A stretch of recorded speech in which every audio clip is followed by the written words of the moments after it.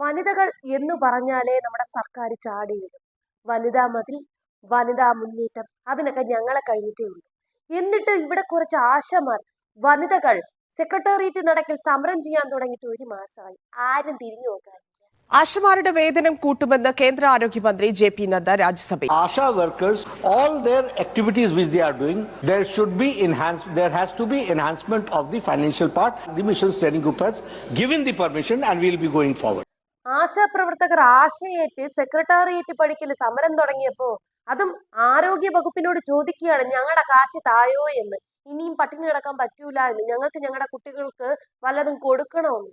അപ്പൊ നമ്മുടെ ആരോഗ്യമന്ത്രി വീണ ജോർജ് പറഞ്ഞു, നിങ്ങൾ അങ്ങ് കേന്ദ്രത്തോട് പോയി ചോദിക്കണം, വല്ലതും കിട്ടണമെങ്കിൽ അവര് കനിയണം, വാ നമുക്ക് അങ്ങ് പോയി സമരം ചെയ്യാം. കേരളത്തിന്റെ ആവശ്യവും അതായിരുന്നു. ഞാൻ നേരത്തെ പോയി അദ്ദേഹത്തെ കണ്ടുകൊണ്ട് ഇക്കാര്യം ആവശ്യപ്പെട്ടിട്ടുണ്ട്. കേന്ദ്രം ഇത്രനാളും തന്നിട്ടില്ല. ഇക്കാര്യങ്ങൾ സംസ്ഥാന ആരോഗ്യമന്ത്രി കേന്ദ്രത്തോട് പലതവണ ചോദിച്ചതാണ് പറയുന്നത്.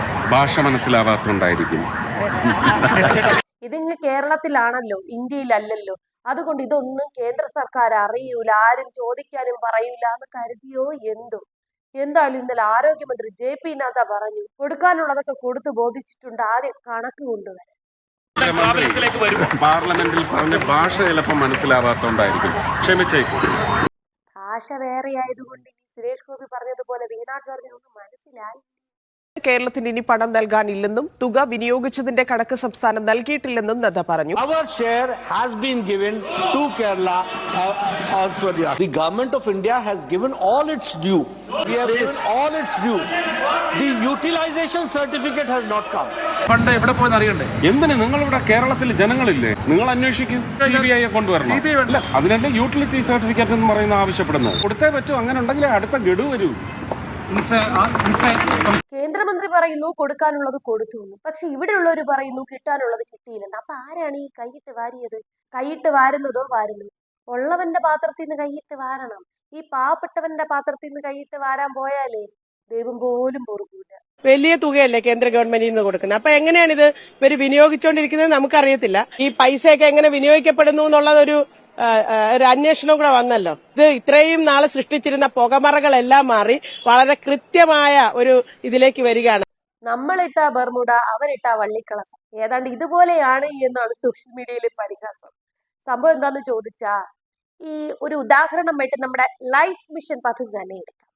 ലൈഫ് ഭവന പദ്ധതിക്ക് എങ്ങനെയാണ് തുക അനുവദിക്കുന്നത്? ഈ ചുമറിന്റെ അറ്റം വരെ കെട്ടുമ്പോ ആദ്യത്തെ ഗഡു ഒന്ന് കൊടുക്കും, പിന്നെ കുറച്ചും കൂടെ പൊക്കി കെട്ടുമ്പോ അടുത്ത ഗഡു ഒന്ന് കൊടുക്കും. അല്ലാതെ ആദ്യമേ കുറച്ച് കാശ് കൊടുത്തിട്ട് നിങ്ങൾ പോയി ചെയ്യൂ എന്ന് പറയൂലല്ലോ. പറയൂല. ആദ്യമേ കിട്ടേണ്ടതൊന്നും കിട്ടൂല.